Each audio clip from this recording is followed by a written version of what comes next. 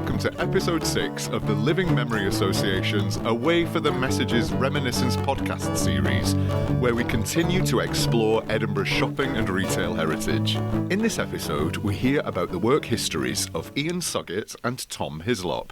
Both men started their working lives with the city's two great cooperative stores, the St Cuthbert's Association Co-operative and the Leith Provident. Founded in 1859, the St Cuthbert's stores traded until the early 1980s, employing and serving generations of Edinburgh folk. The Leith Provi operated from 1911 until its merger with St Cuthbert's. Both stores were renowned for the dividend payouts, which were an economic boon to households all over the city. First, we hear from Ian about his experience of working at the St Cuthbert's store in Easter Road. Then from Tom, as he recollects his time with the Provi. Both of their histories reflect the work expectations and attitudes of the time. So grab your shopping bags and your divvy book as we go up to the store, away for the messages. I worked in St Cuthbert's grocery department, and it was in Easter Road. I left school in 1958, so that would be 59 or 58, end of 58. We were one of the first 2 or 3 self-service, which was quite revolutionary because one of the managing directors of St Cuthbert's had been to America and studied all the self-service stores, so this was the latest in thing, especially in Edinburgh. It was completely different from serving behind the counter. We had tills, but you still had to count the money up. There was a raft of us. I'm trying to remember how many was actually in the shop because we had an accounts department, which was, you know, the store books where you got your dividend, etc., savings accounts, etc. I think there was about, including the boss and the under manager, I think there was about 8 of us in this small shop. Mm-hmm. But you were kept busy all the time because you had a lot of different tasks to do. Can you describe to me, perhaps, what a typical working day would have been like? You done a 48-hour week to start with, and you worked 5.5 days a week with a half day on the Wednesday. So you worked Monday to Saturday, a half day on the Wednesday. A typical day was filling shelves. The shelves weren't that big. You know, they emptied pretty quick, so you had a hoist for the heavy stuff to come up. A lift, a one-person lift from the basement, which was an old bomb shelter or something. It was full of rubble and everything, and all these stuff were stacked with cases of peas and etc., lemonade, etc. So you were kept busy, and most of it you just carried up the stairs. So it was quite, physical work, if you like. But as I say, you were 15, 16, you could cope with that, no problem. Presumably, Easter Road, there were a lot of other shops, like independent grocers, different kinds of shops. Everything in Easter Road. How did St Cuthbert's do things differently then to compete with different Well, actually, we had our biggest competitor in Easter Road was the other co-operative, Leith Provident, was only about maybe 200 yards further down Easter Road. But people were loyal to their store, if you like to call it that,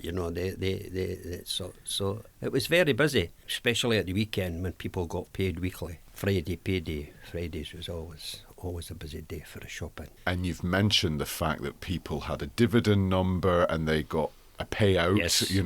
From spending in the store. But as a worker, were there any particular benefits for you working for St Cuthbert's? Not really. Apart from the fact that the boss would give you 5 fags on tick till you got your wages at the end of the week. But my first wage in the store was £4.50. Out of that, I had to hand £3.50 to my mother. There wasn't any of this. You got to keep it yourself, Was it seen by your friends, neighbours, family as a good place to work? Yes, it was regarded as a sort of superior job as opposed to a physical job, And I had to go to night school and get a lot of certificates. Well, I did get a lot of certificates, salesmanship, window dressing, even though that wasn't the fact in a self-service shop, but you still had to learn that skill. Sign writing, you still wrote the signs out for, butter thruppens or, So you had to learn that language, that you had to learn that skill of italics, You had to present it in a certain way, all had to look regular. And it was a general grocer's, so it would be dry goods, but also fresh goods? Fresh goods, meats, homemade cheese and bacon. And the bacon came in huge size of an animal, and you had to bone it. You had to learn the skills with the bone, to sharpen the knives, to cut through the meat. And the boss would watch you like a hawk, because he would then sell you the bones for it to take home to your mother to make soup. And if you left too much meat on the bone, you'd got an earful, you know. The boss said, "You're not doing that right," you know. That was quite interesting, that, because we all sort of competed against each other, who could bone a ham quickest and best, you know. And the cheeses came in huge rounds, tightly wrapped in cheesecloth, and you had to soak these in the cellar for a good couple of hours, and then unwrap the cheesecloth off without taking any of the cheese with it. And you know that, and then you had to get the cheese on a barrow and up on the lift, and then cut it up. But whenever it had moved on, there was no, like, we didn't have to make up butter or sugar, and that all came pre-packaged. How do you look back on that part of your working life? I liked it, because later on I was transferred to the Haddington Place branch in Leith Walk. I went there to be a leading hand, which you got an extra 5 shillings for. But when my family came along, I just couldn't live on the wage, because by that time I think the wage had moved up to £10, 15 shillings. After 6 years, that was the same wage for everybody. Like, I do remember that we found out that the boss, the manager of the shop, earned £20 a week, which we thought was a fortune. £1,000 a year. We thought that was an absolute fortune, you know. And do you think that they deserved it? Well, bosses are like everything else when you're that age, you know. Sometimes they got onto you, and sometimes they were good lads. He was a bit of a strict. Our boss and my manager in Easter was a bit of a strict disciplinarian. I got caught out one day, weather-wise. I stayed in Greendykes, and I got up one morning, it was white, 3 inches, 4 inches deep in snow.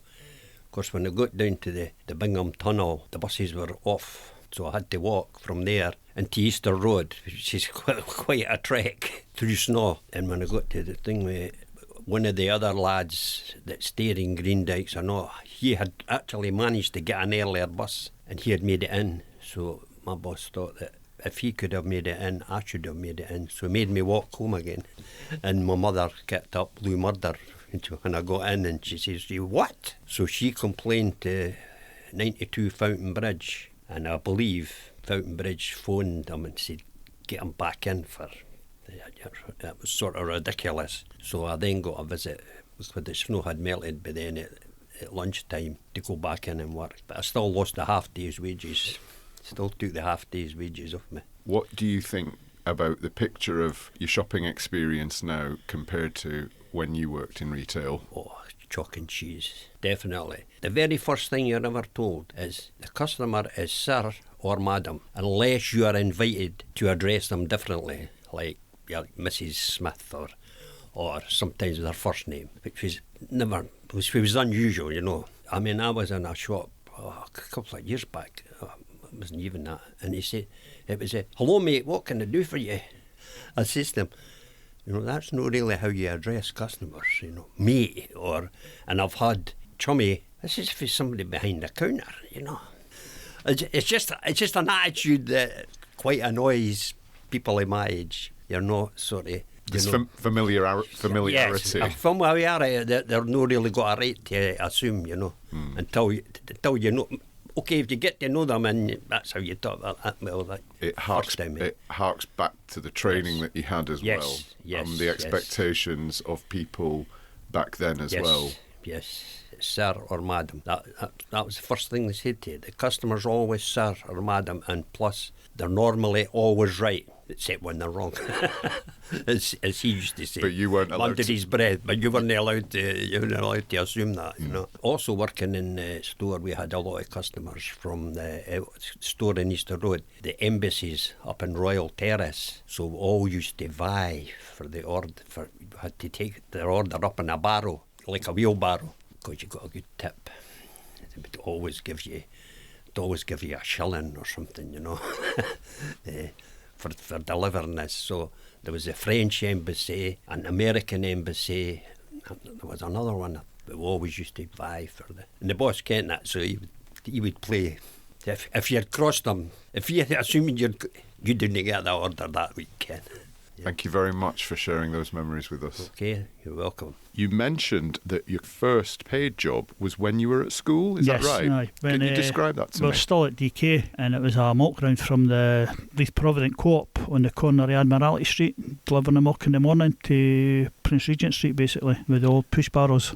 About 60 odd pints a day, 3 crates of 20, maybe slightly less, slightly more, and double the amount on a Saturday, all for £1.20 a week, which was, wouldn't say child labour, but it got you in the ethos of having to earn your money if you wanted things. After 2 or 3 weeks you could buy your first pair of Samba trainers, which your parents couldn't afford. A pair of stay pressed trousers, Ben Sherman shirt, and shiny luminous yellow and green socks. So it was giving you independence, it was giving you financial independence and responsibility, I guess. Yes, aye, definitely. It stuck with me basically for the rest of my life, yeah. I think it was about 6 up in the morning. Obviously people would want their milk for their early morning breakfast before they went to school and work. Do you recall how long it took you? Did it get faster or quicker? Yes, it definitely got faster over the years, yeah. And the other thing is you had to get permission for the school to do that as well. So I got that, so you weren't working illegally. After a while, the manager at the time asked me if I could work in the shop in the afternoon after school, packing the shelves as well for a bit extra money. So must have been about just before maybe 15, and they shut that shop down, obviously through rationalisation, and I moved up to Ferry Road, Leith Provident, worked there. The same situation again, but St Cuthbert's were in the background taking us over, so they stopped the actual house deliveries, but I still had my job after school, packing the shelves, and they closed that shop down because they had opened a new Trendsetter superstore in Botany Street. So eventually one of my school chums, he was working in it. He said they were looking for somebody for a Saturday, so I went last and got a job there working Saturdays, which eventually led to a full-time job when I left school in the Christmas of 75. What was it like working for the Provident? Was it a good place to work? Yeah, I think it was. It seemed to be, everybody knew each other. It wasn't too formal. Obviously there was management, store manager, assistant manager and all that, but no, they seemed to be okay, yeah. Aye. And were there other workers, male or female, of your age there? Yeah, there was three. There was me and this other guy, Alan, who were doing the Saturdays, and there was a couple of older guys. They were working full time, maybe 17, 18, yeah. We all sort of hung about together. Your work life and your social life overlap? We did, yes, aye. Yeah, aye. Probably going out underage drinking with them on the weekend, on a Saturday. Did your ma shop at the Provident? Not so much the wee one that I worked in, but going back before secondary school, on a Tuesday, it must have been child allowance day or whatever, and Tuesday was our message day. Pick us up after school, take us along Junction Street, along the post office, and she would then take us into the sweetie shop next door. We would be allowed 2 pennies, old pennies, or 2.5 old pennies worth of sweeties. So that was between the five of us, and it was across to this store, get the messages, and it was double dividend stamps at the time, so that's probably why she went on a Tuesday. So Tuesdays was a good day. Aye, get some sweeties. And do you remember the big Provident building on Junction Street? Oh, as well? Aye, definitely. Aye, the Electro House. Aye. What was that like? They had their own electrical department, so you could go and look at everything you couldn't afford. Coloured TVs and whatnot. They had a record department as well, so I just have a wander about. It seems like a kind of organisation, or that was right at the heart of the Leith community. Yeah, definitely. Serving Leithers. Yes. Do you think that's why you wanted to work for them, or was it just circumstantial? Circumstantial. I got offered a job and took it. It was a better earning money than spending another 6 months at school. So no learning anything basically. So yeah. You felt that it was more productive to be working. No, aye. Yeah. Plus, eventually they let me go to day release at college, get the qualifications and got promoted over the years. Presumably, you were still living at home when you started working, so you were contributing to the family household, the family. Definitely, the first week I got paid. The wage was £15 and my mother took 8 of it. Made me put £5 in a bank account, and that was your £2 spending money, because 16, where could you go, eh? So that's your lodgings, your food and board, if you like. Exactly. You know, washing done. You're 16 now, tip up to the family housekeeping. Well, she would be losing the family allowance as well, so that's contribution, and that went on for years. I'm interested that you said she made you put £5 in the savings account. Yeah. That was the TSB in the corner of Fort Street. Unbeknown to us, she had bank accounts for us, putting a couple of pennies away, or a couple of shillings away every week in a bank account. Future planning. Well, that on her behalf, aye. Then she signed it over when we were 16, so I kept my £8 contributed towards that, and eventually it bought me my first car. That's how it works, isn't it? That's how it did work like that. Yes, I know, like nowadays where people or children of a younger age want everything before they can afford it or expect it. We're at the point where you've got a full-time job. Yeah. How did your work life progress from there? What was the kind of next phases? Well, I was in North Fort Street for about 2 years, and that was when I got my day release to go to college. From there I got moved to Great Junction Street, the big supermarket you were talking about earlier, and I was there for another few years, and then I got moved up to the one Scottmid in Easter Road, near the top end of it, still doing my day release and whatnot. Eventually I got promoted to assistant manager there about 19, and that made me qualify to run the store and cover other managers' holidays in the smaller shops when they were on holiday, and get more experience round about. From what I've learned, it seems quite common that the cooperatives moved folk around from branch to branch. Yeah, mostly management, whatnot. There just seem to be people who weren't in a management position working in the same place for 40, 50 years, So in 4 years, from 15 to 19, you've become...